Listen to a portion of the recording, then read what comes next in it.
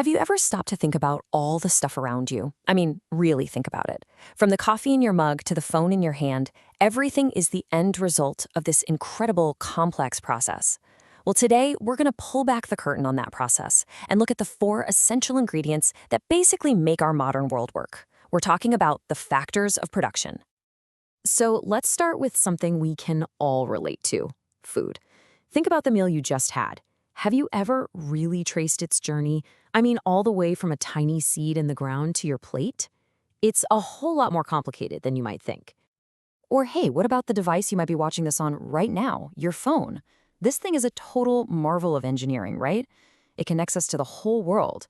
But it definitely didn't just appear out of thin air. See, every single product we use is the result of a very deliberate production process. And that entire process, every single time, no matter what it is, begins with two things: an idea and a person with the vision and the guts to make it real. A person just like Ratna. To really wrap our heads around this, we're going to follow Ratna's journey. Her big dream? To open up a small restaurant called Pause Point. Now, it's a fantastic idea, but to turn that dream into a real, actual business that you and I could walk into, well, she's going to need some essential ingredients. In economics, we call these ingredients the factors of production. And honestly, you can just think of them as the four foundational pillars that hold up any business. Doesn't matter if it's a local restaurant or a giant global corporation. Using Ratna's dream, we can see these four factors perfectly. First, land. Now, this isn't just a patch of dirt. For her, it's the physical location, the storefront.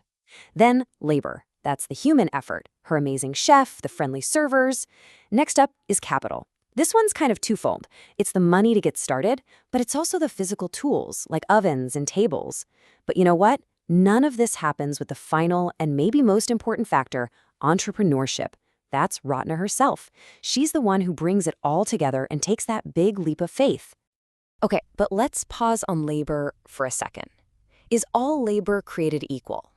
I mean, is an hour of a master chef's time the same as an hour of someone washing dishes for the very first time? No way, right? Of course not. And that difference is actually one of the most powerful ideas in all of modern economics. The difference is pretty simple, but it's also profound. Labor is the raw effort. Human capital, now that's what makes the effort valuable. It's the chef's years of training, the server's knack for remembering orders, the unique skill set that turns plain old work into an incredible service. It's the how behind the what. So how do we build up this amazing asset? Well, it happens through things like education and on-the-job training. It's built through good healthcare that keeps our minds and bodies sharp. And it's built through a culture of what the Japanese call kaizen, this awesome commitment to constant, gradual improvement. It's all about getting just a little bit better every single day. Okay, so we've got land, we've got labor, and we've got capital. But these three things don't just magically combine themselves. They're just ingredients sitting on the counter. They need a catalyst, a chef, to mix them all together. And in the world of economics, that person is the entrepreneur.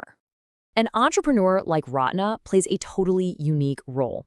She's the one who first spots a need in the market. Then she's the one who strategically combines the land, labor, and capital, makes all the tough decisions, and ultimately takes on the calculated risk to bring her vision to life.